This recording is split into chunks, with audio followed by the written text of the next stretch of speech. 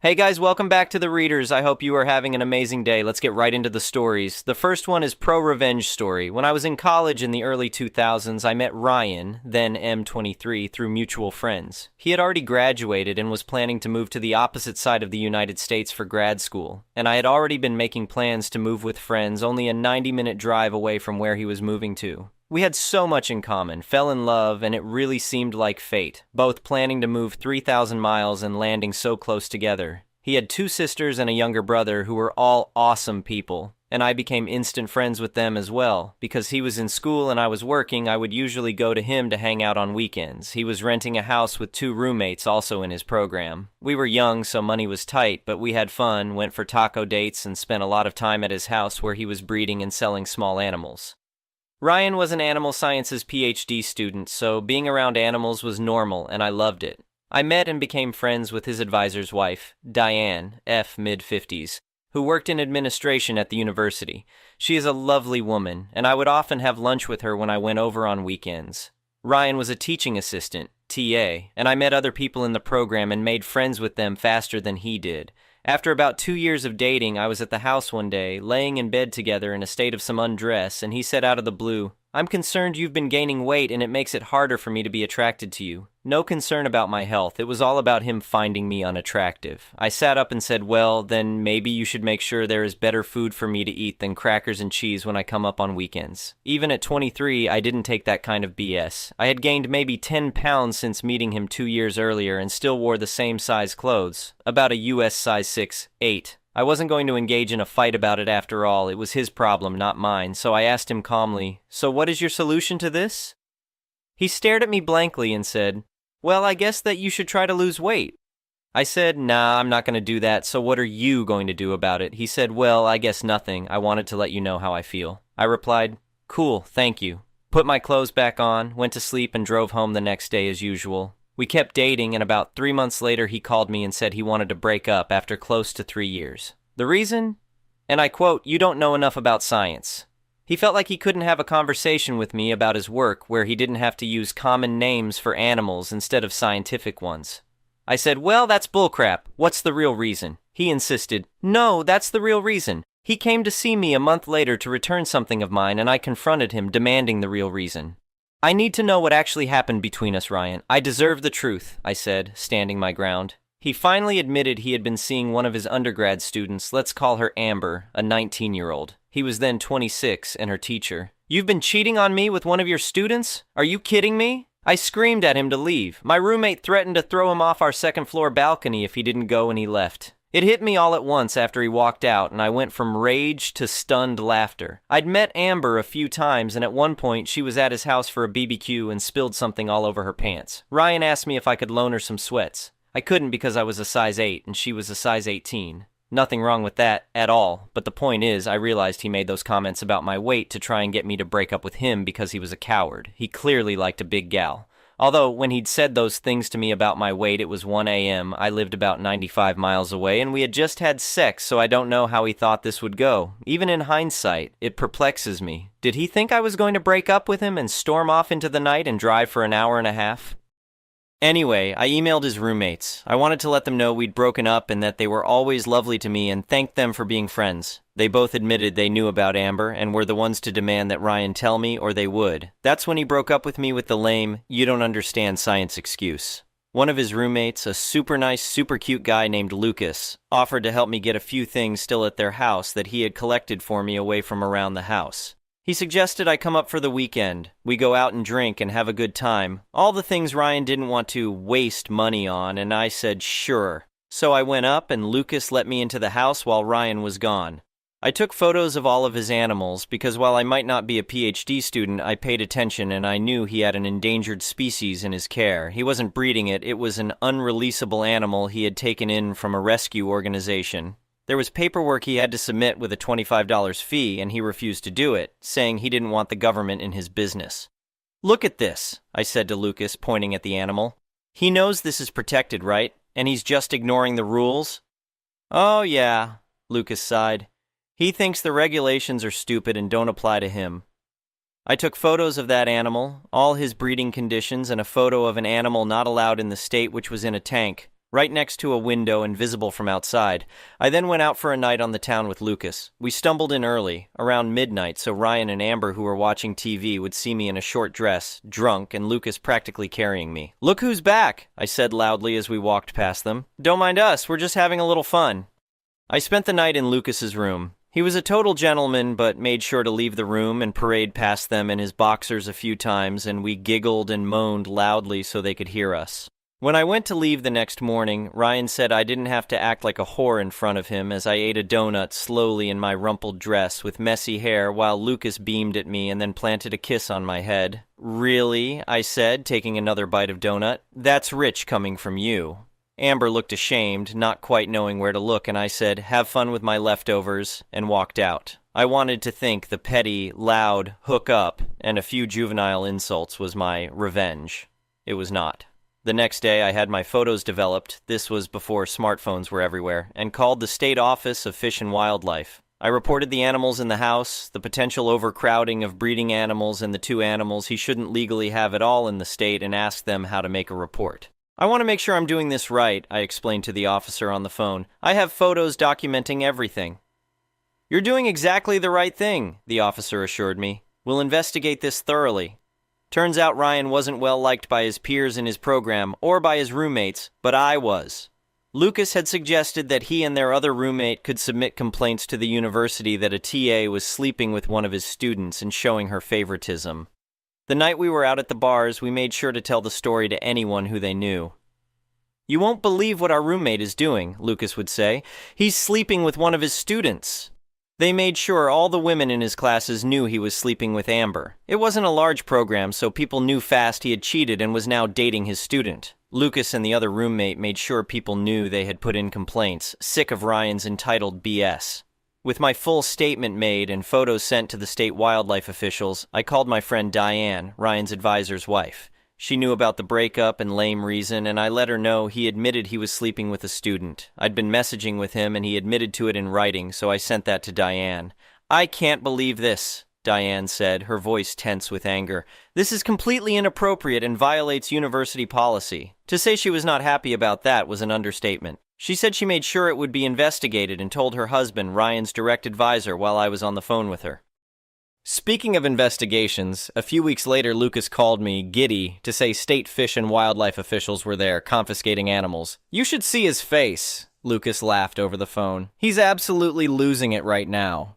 He told them he would be happy to tell them whatever they needed to know. Amber was there when it happened and told the officials as far as she knew, all the animals belonged to her boyfriend Ryan and that they were all legal. That put Lucas and the other roommate in the clear. One animal was kept in the backyard, so it was implied to Ryan that a neighbor reported it. While they were there to investigate, they knew to look in the back window to see the far more problematic, illegal to have in the state under nearly any circumstances, animal. Since Lucas was on the lease, he was able to let them in to investigate in the house. The animals were all in communal areas, and the officers stayed there for a few hours and returned with a warrant to take all the animals and enter Ryan's room to investigate. Lucas and the other roommate let them into their rooms with no issues and were quickly cleared. Amber apparently couldn't get a hold of Ryan and eventually drove to the university to find him. It was a good day. The only animals they left were some guppies in a fish tank. Now, PhD students need grant money to do research, and a large part of animal studies funding comes from the federal government. Ryan had just gotten an EPA grant right around when he broke up with me, so I called the EPA and asked how I would report that a person with a federal grant was being investigated for illegally harboring endangered animals.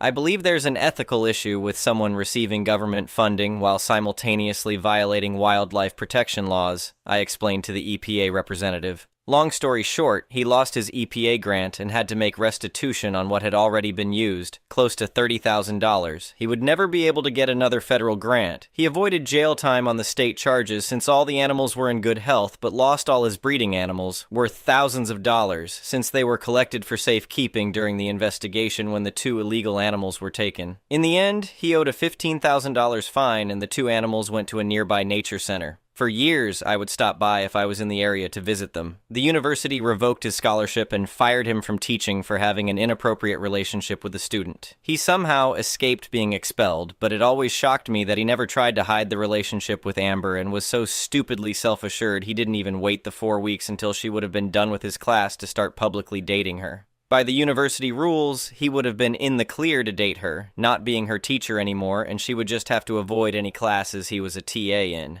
It never fails to make me laugh. After a few months, I emailed his sisters and told them I missed them because Ryan broke up with me after trying to call me fat and cheating on me, and I felt weird contacting them. I've really missed talking with you guys, I wrote, but I wasn't sure if I should reach out after what happened with Ryan. The girls told me he told the family I broke up with him because of the distance. Are you serious? I replied. He actually lied to you all about what happened? I forwarded them emails that Ryan wrote after the breakup, talking about how he fell for Amber and he was sorry about it, but it was true. I couldn't keep up with him academically, and it made him attracted to Amber. Ryan managed to convince his dad to pay for one more year of school so he could get a master's instead of a PhD, and while I stayed in contact with his sisters and brother via email and then social media, I largely let it all go. I got even, made some friends, Diane became like an auntie to me, and I went on with life. I went on to get a master's degree myself in my specialty, helping scientists and doctors communicate their work to lay people.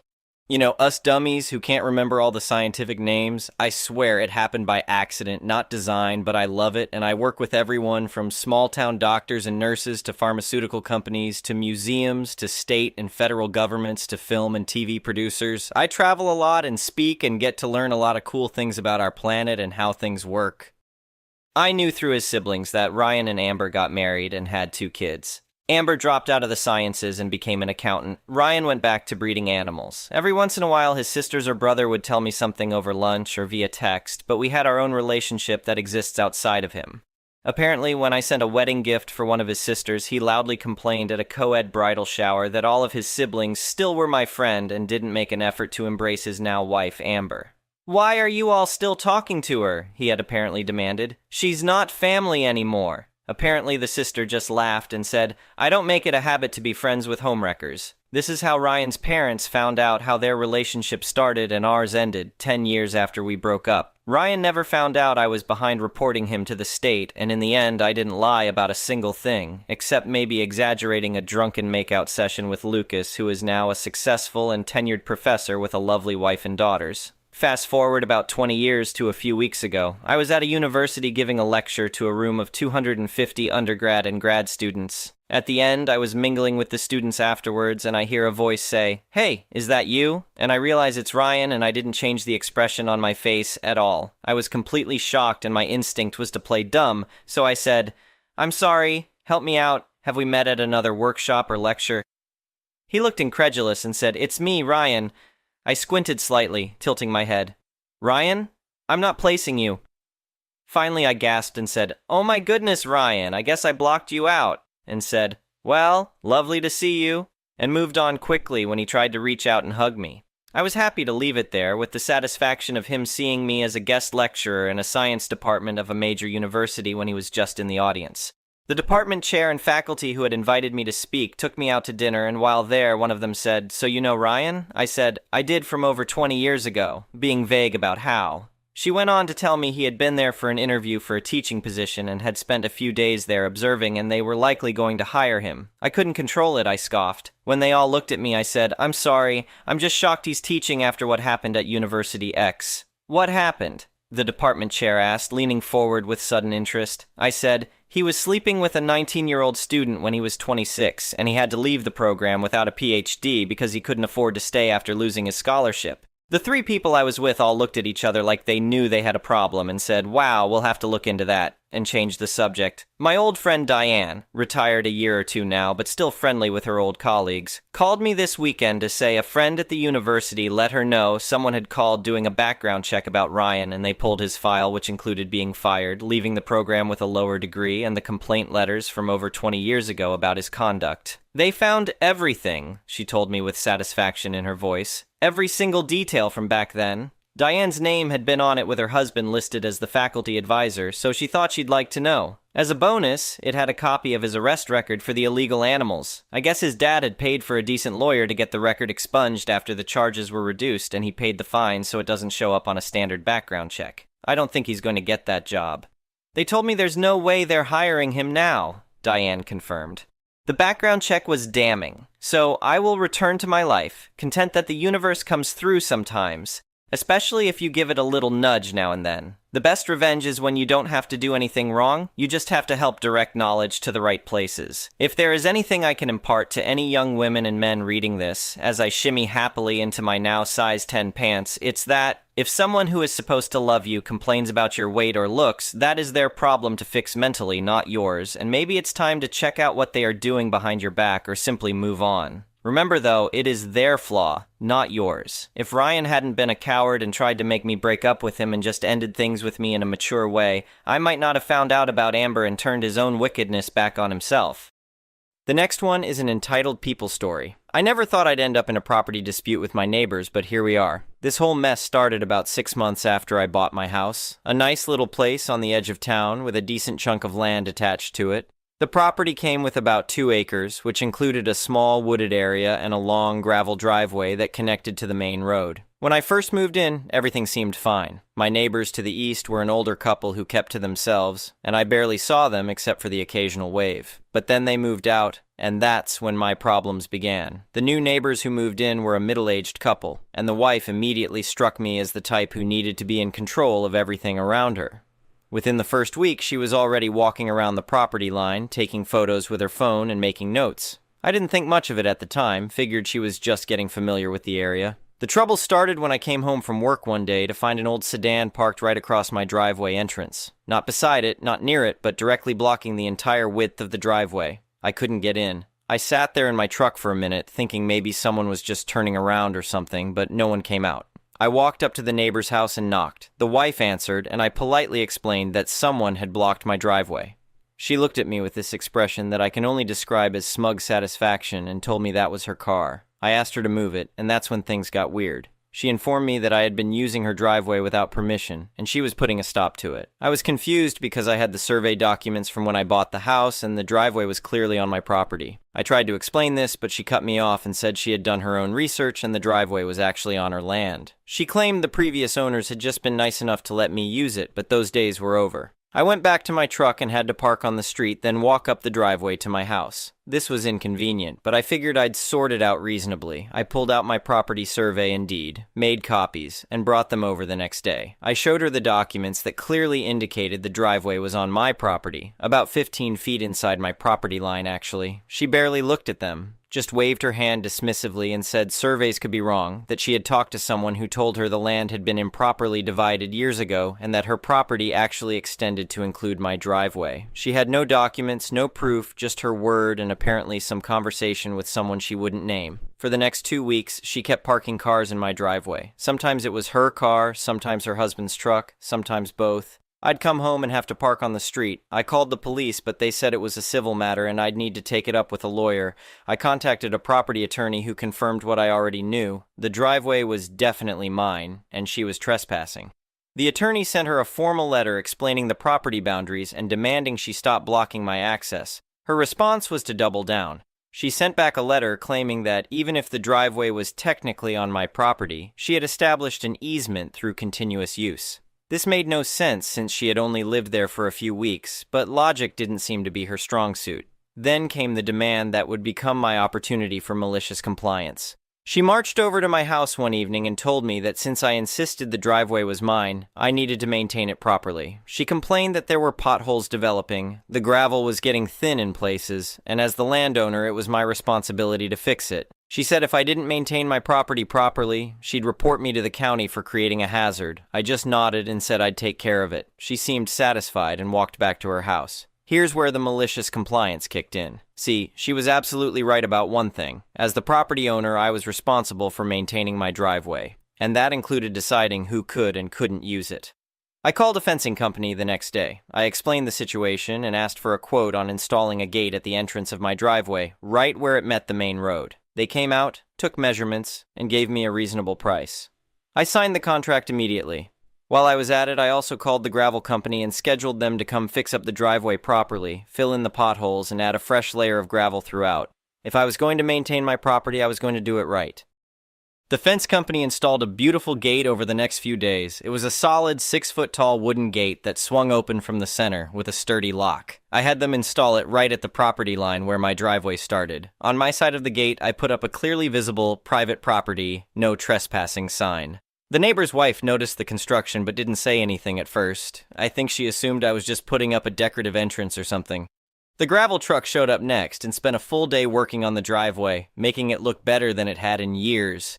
It wasn't until I installed the lock on the gate that she came storming over. She demanded to know what I thought I was doing. I calmly explained that I was maintaining my property exactly as she had demanded. The driveway was now properly graveled and maintained, and I had secured it with a gate to prevent unauthorized use and trespassing. She turned red and started yelling that she needed access to that driveway. I asked why she would need access to my private driveway on my private property. She sputtered something about it being the only reasonable way to get to the back of her property. I pointed out that she had her own property and could create her own access if she needed it. That's when the truth came out. See, her property had access from a different road, a smaller side street that ran behind our properties. But that road was unpaved and rougher, and it would require her to drive around an extra quarter-mile to get to her backyard. She had been planning to use my driveway as a shortcut to access her back property line because it was more convenient. The previous owners had apparently let her predecessors do this occasionally, and she had assumed that right came with the house. She threatened to sue me. I told her to go ahead, that I had all the documentation showing the driveway was on my property, and I had every right to restrict access to it. I also reminded her that she had been trespassing and blocking my access for weeks, which my attorney would be happy to bring up in court. Her husband came over later that evening, much more reasonable than his wife. He apologized for the whole situation and admitted they had made assumptions about the property access. He asked if we could work out some kind of arrangement where they could occasionally use the driveway. I told him I'd consider it, but first, I needed an apology from his wife and compensation for the time I had been blocked from my own property. She never apologized. Instead, they hired someone to create a new access road on their property from the back street. It cost them several $1,000s to clear the path, lay gravel, and make it usable year-round. I heard her complaining to another neighbor about the expense and how unreasonable I was being. The best part came a few months later.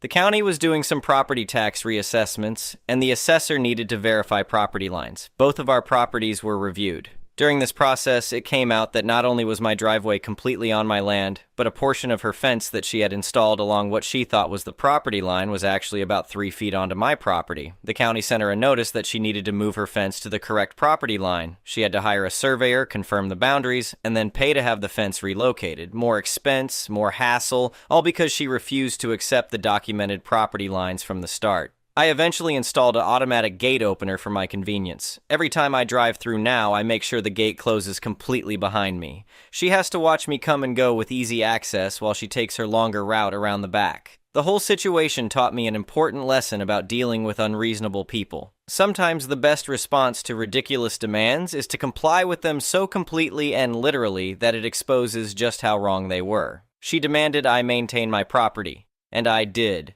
in a way that made absolutely clear whose property it was and who had the right to use it. My driveway has never looked better, and I've never had another problem with unauthorized parking. The neighbors keep to themselves now, and I keep to mine. Sometimes I see her looking at my nice maintained driveway with its convenient gate as she heads out the long way to her back property, and I can't help but smile a little. The first one is a petty revenge story. I was out running errands and decided to fill up my tank since I was low. I pulled into a gas station owned by Mart that does not sell walls, since I had a membership. One thing to note is that typically during the daytime, it's always packed since the gas station is on a busy road that leads in and out of town. My car is a Volvo, so the gas tank is on the passenger side instead of the driver's side. Enough context onto the story. I try to pull up in line because I notice someone finishing up. The cars are facing opposite to me because their tanks are normal. The driver in front of me finishes up, and I notice the pump behind them is also finishing up, and there's only one car, a red van, behind them. I decided to let both pass so the second didn't get trapped between me and the van. Right as the second car was pulling past, the red van decided to pull all the way up, taking the pump I intended on using. I tap my horn and smile politely, thinking she hadn't seen me and was wanting to leave room behind. Little did I know this was our Karen. I didn't think she'd heard me the first time, so I honk my horn again, maybe half a second this time.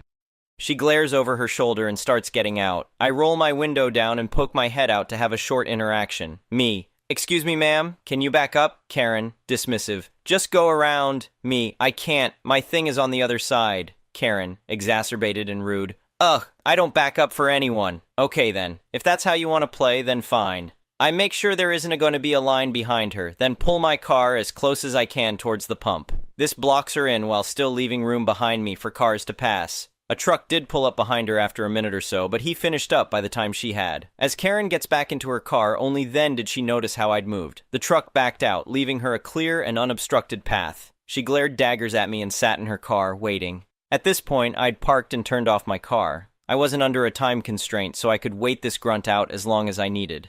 After another minute or so, she gets out and approaches my window. I crack it slightly so she can ask me to move. "Sorry, ma'am, I don't back up." Then I go back to watching r/tell Hugo I said hi. She huffs back to her car and slowly backs out, and I get to fill my tank with a smug smile and a story.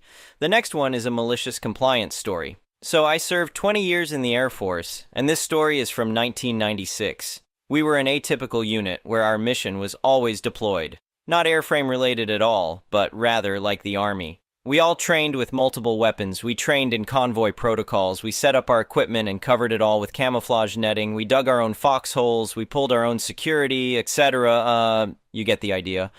All of this was as a self-supporting unit, all designed to be operated outside any base if need be. We had about 250 people at any given time, and like any unit, not everyone took it seriously. This story happened on the first 3 days of a deployment to Denmark for a NATO Partnership for Peace exercise, when meant a 2-day convoys from our base. I didn't participate directly, but I heard firsthand from those who did as it was happening and heard and saw the fallout, which wasn't severe, but it was very satisfying for myself. I worked radar maintenance, and after all hands went on deck for our equipment set up on a cliff overlooking the North Sea, we split into 2 12-hour shifts for the rest of the deployment.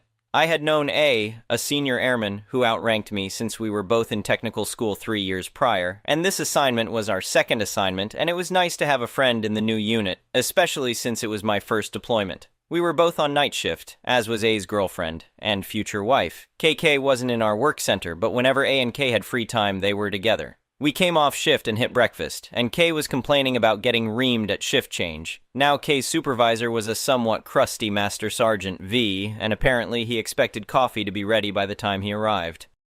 Now most of us in the service love coffee. We need coffee. The 6 of us working nights in our work center went through 1 1/2 percolators, 30-cup reservoir, a night. Like if you have ever read a Jack Reacher book, his coffee preferences was exactly what it was like. The problem was that Kay and the one coworker she had on nights didn't drink coffee, so they didn't think of making it, and they also didn't think they should have to make coffee for someone else when they got 0 benefit. So that first breakfast after our night shifts began, they decided they would maliciously comply with MSG V's order to have coffee ready when he came on shift.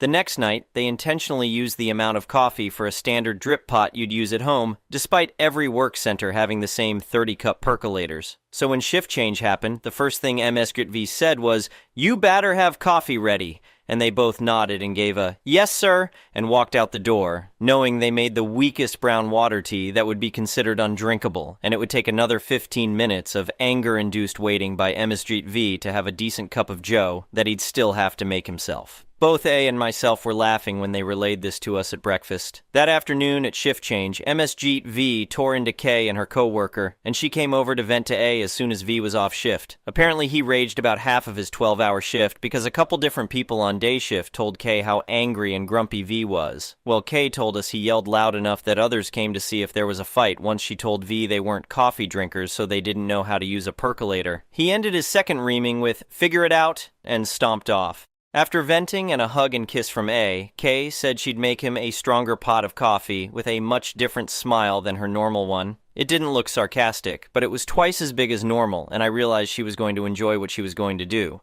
So she went and filled the percolator basket to the brim with coffee and turned it on. This was the beginning of a 12-hour shift, and as soon as it finished, she unplugged it and took it outside and took the top off to cool in the chilly North Sea nighttime air. Once it was room temperature, she refilled the basket to the brim, put the lid on, and took it inside to restart the percolator using the coffee that was already in it. She got 4 cycles in that night, in between her duties, which were minimal, as her system was rather new and much less labor-intensive than ours, and we were using our night shift to train us new guys, so we had much less free time. A and I found ourselves outside at shift change, on purpose. We found a way to make ourselves busy and let the others do the shift briefing. About a minute or two after MSGV arrived, you could hear the faint shouting from across the dirt road and patch of field that separated our work center from the rest of the squadron. 2 minutes later, Kay and her co-worker walked out with their heads down, and after about 20 paces turned to see if anyone was still watching. Then they started laughing hard enough to notice from just their silhouettes in the morning sun rising behind them. Kay came running to us, and I stepped back and let her tell of the story, which her co-worker again relayed to me at breakfast. Here it is, still etched in my mind nearly 30 years later. MSGV practically kicked in the door to the 580 shelter that functioned as their mobile work center. He immediately went to the coffee pot and scowled, "This better be stronger than yesterday." Kay just replied, "It should be," and turned to walk about before being angrily told, "Wait."